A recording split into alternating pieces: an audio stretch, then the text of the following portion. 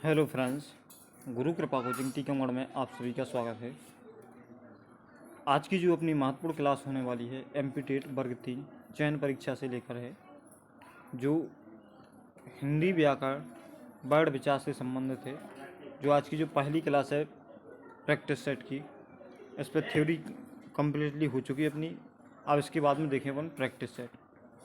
जैसे वह ध्वनि जिसके खंडन नहीं किए जा सकते वो क्या कहलाती है? वह ध्वनि जिसके खंडन नहीं किए जा सकते क्या कहलाती है? क्या व्यंजन कहलाती है, या स्वर, या वर्ड, या इनमें से कोई नहीं? वह ध्वनि जिसके खंडन नहीं किए जा सकते उसे क्या बोलेंगे अपन? क्लास में मैंने बताया था, जो पिछली क्लास हुई थी इसकी थ्योरी कर, उसमें बताया था वह ध्वनि जिसके खंडन नहीं किए जा सकते उसे क्या कहेंगे? उसे वर्ड कहेंगे। क्या कहेंगे? वर्ड। मैंने बताया था वह ध्वनि जिसके खंडन नहीं किए जा सकते उसे क्या कहेंगे? वर्ड कहेंगे। और भाषा की सबसे छोटी लिखित इकाई क्या है? वर्ड है। और सबसे छोटी मौखिक इकाई क्या है? ध्वनि है। क्या मैंने बताया था? सबसे छोटी मौखिक इकाई क्या है? ध्वनि है। और लिखित इकाई क्या है? वर्ड है। तो जिसके खंडन नहीं किए जा सकते उसे क्या कहेंगे? वर्ड कहेंगे। नेक्स्ट जो प्रश्न है जैसे अपना, हिंदी वर्णमाला में कितने वर्ड हैं? हिंदी वर्णमाला में कुल कितने वर्ड हैं? 11, 33, 44 या 25? हिंदी वर्णमाला में कुल कितने वर्ड हैं? कितने बताए थे मैंने अभी? हिंदी वर्णमाला में कुल कितने वर्ड हैं? तो इसका जो राइट आंसर हो जाए कितने? 44 वर्ड मैंने बताए थे अभी। हिंदी वर्णमाला में कुल कितने वर्ड हैं? 44 वर्ड हैं। कुल कितने? 44 वर्ड। इसका राइट 44 इसका राइट आंसर हो जाएगा कौन सा? सी वाला ऑप्शन इसका राइट आंसर हो जाएगा। नेक्स्ट जो प्रश्न है जैसे, हिंदी वर्णमाला में कुल वर्णों की संख्या है।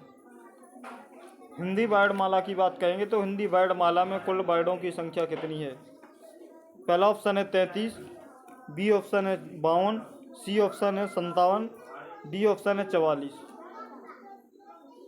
हिंदी वर्णमाला में कुल वर्णों की संख्या पूछा है, कुल वर्ण। तो कुल वर्णों की बात कहेंगे तो कुल वर्ड हिंदी में कुल कितने हैं?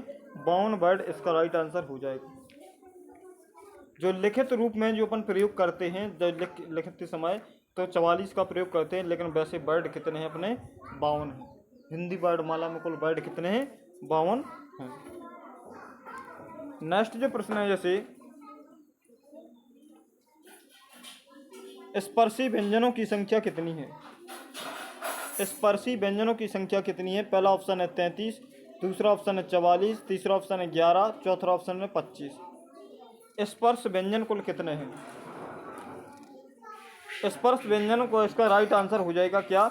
डी वाला ऑप्शन इसका राइट आंसर हो जाएगा। कुल कितने? 25 वर्ड हैं। जैसे का वर्ग, चा वर्ग, टा वर्ग और पा वर्ग।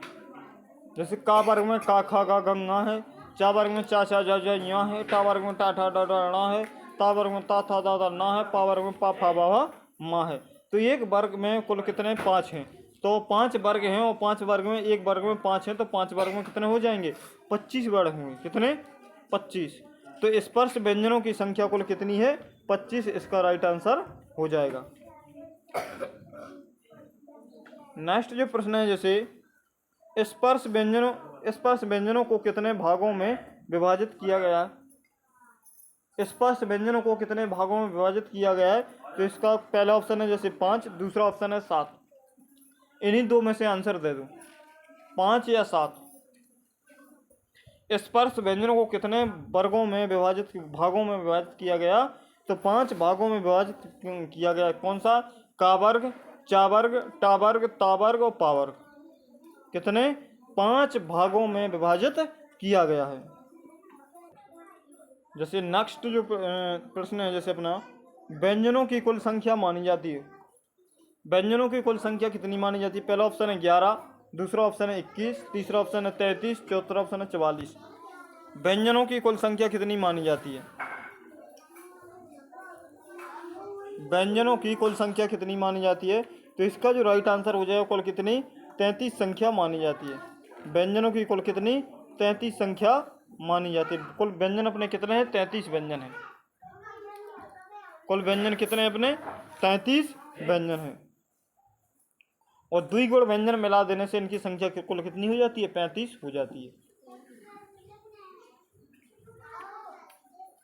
नेक्स्ट जो प्रश्न है, जैसे जिन वर्णों का उच्चारण करते समय अन्य ध्वनियों की सहायता नहीं लेते उसे क्या कहते हैं? जिन वर्णों का उच्चारण करते समय अन्य ध्वनियों की सहायता नहीं लेते हैं उन्हें क्या कहते हैं? पहला ऑप्शन है व्यंजन, दूसरा ऑप्शन है स्वर, तीसरा ऑप्शन है शब्द, चौथा ऑप्शन है संयुक्त वर्ण। तो जिन वर्णों का उच्चारण करते समय किसी अन्य ध्वनियों की सहायता नहीं लेते हैं उन्हें क्या कहते हैं? उन्हें स्वर कहते हैं। क्या कहते हैं? स्वर कहा जाता है। जिन ध्वनियों का उच्चारण करते समय अन्य ध्वनि जिन वर्णों का उच्चारण करते समय अन्य ध्वनियों की सहायता नहीं लेते हैं उन्हें क्या कहेंगे? स्वर कहते हैं। क्या कहते हैं? स्वर कहते हैं। नेक्स्ट जो प्रश्न है, जैसे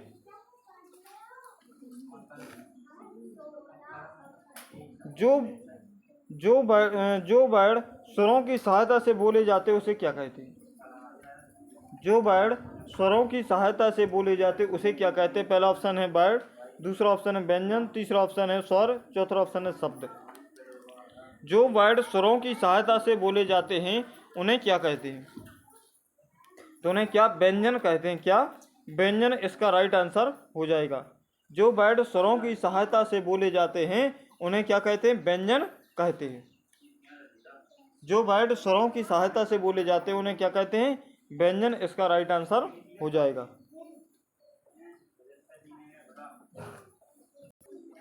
नेक्स्ट जो प्रश्न है, जैसे जो ना तो स्वर हैं और ना ही व्यंजन होते उसे क्या कहते हैं? जो ना तो स्वर हैं और ना ही व्यंजन हैं उसे क्या कहते हैं? तो इसका जो राइट आंसर हो जाएगा उन्हें अंतस्थ व्यंजन कहते हैं। जैसे अंग और आहा, उन्हें क्या क्या कहते हैं? अंतस्थ व्यंजन कहते हैं। जो ना तो स्वर हैं और ना ही व्यंजन हैं उन्हें क्या बोलेंगे? अंतस्थ व्यंजन कहते हैं। जैसे अंग और आहा। अंतस्थ जो अंग और आहा है उन्हें अंतस्थ व्यंजन नहीं, उन्हें क्या? अयोग्य वाय कहते हैं। यहाँ पर मिस्टेक हो गया, उन्हें क्या? अयोग्य वाय कहते हैं। जो ना तो स्वर में आते और ना ही व्यंजन में आते उन्हें क्या बोलेंगे? अयोग्य वाय कहते हैं।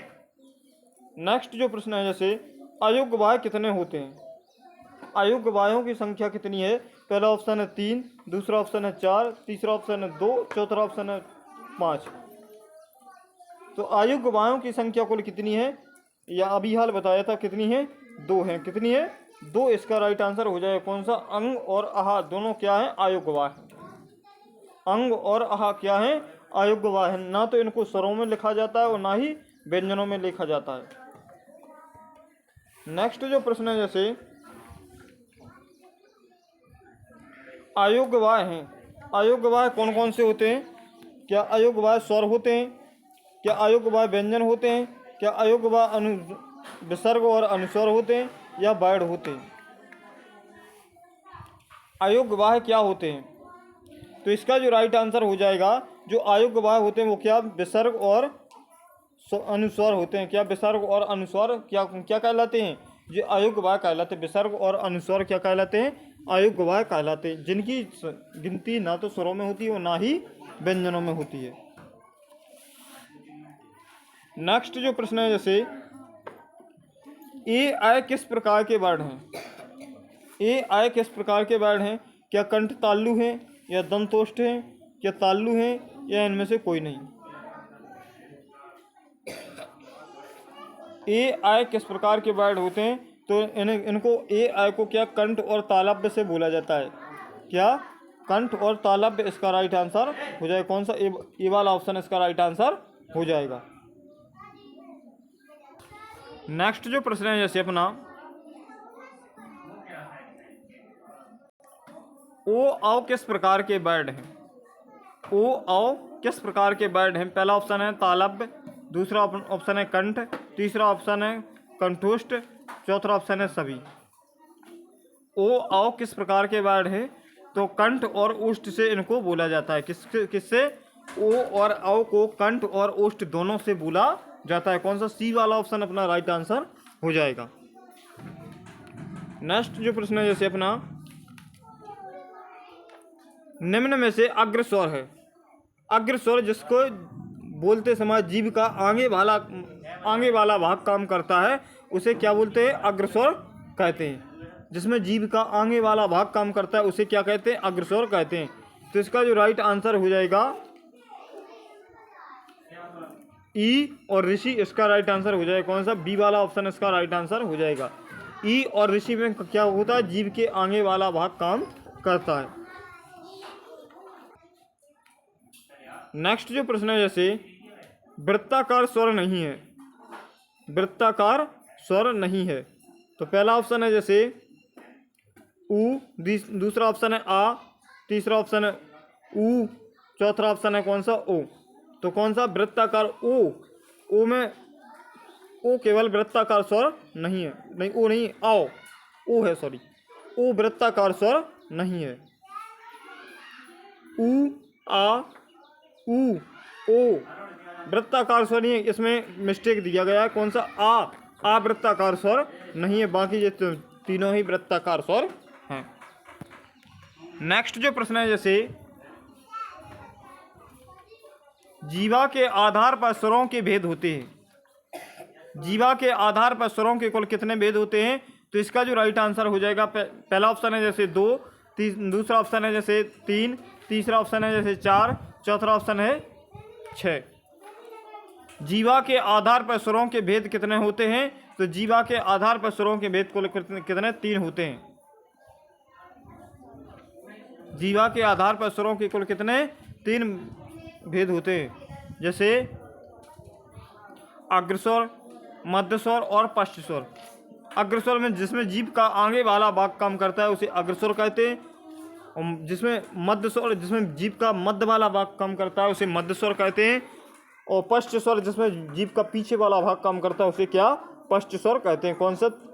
यानी बी वाला ऑप्शन इसका राइट आंसर हो जाएगा।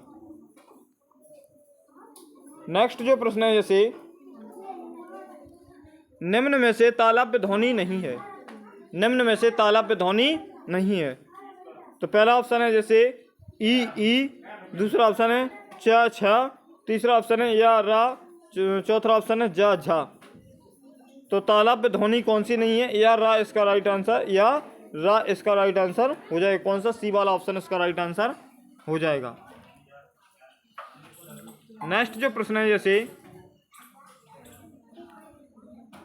निम्न में से सही नहीं है, इसमें कौन सा सही नहीं है? या आ को तालव्य से बोला जाता है, आ को तालव्य से नहीं बल्कि कंठ से बोला जाता है। किससे? कंठ से बोला जाता है। का, ख को कंठ से बोला जाता है, या वा को अंतास्थ व्यंजन सही है, पा, फा को ओष्ठ से बोला जाता है। तो कौन सा? ए वाला ऑप्शन इसका राइट आंसर हो जाएगा। कौन सा? ए वाला ऑप्शन इसका राइट आंसर हो जाएगा। इसमें गलत बताना है कौन सा युग्म गलत है। नेक्स्ट जो प्रश्न है, जैसे निम्न में से घूस वर्ड नहीं है, घूस वर्ड कौन सा नहीं है? तो इसका जो राइट आंसर हो जाए कौन सा? क, ख है, इसका घूस वर्ड नहीं है। बाकी बा, भा है, ग, घ है, और इसके बाद में जब एक कट जाएगा तो ये तो वैसे ही कट जाएगा सभी वाला। कौन सा? क, ख नहीं है। नेक्स्ट जो प्रश्न है, जैसे निम्न में से अघोष वर्ड कौन सा है? तो अघोष वर्ड कौन सा? पासा, ये कौन सा अघोष वर्ड इसका राइट आंसर हो जाएगा। तो थैंक यू दोस्तों, आज के लिए बस इतना ही। वीडियो अच्छा लगे तो लाइक, शेयर और सब्सक्राइब करना ना भूलें। थैंक यू, जय हिंद, वंदे मातरम। मिलते हैं नेक्स्ट वीडियो में।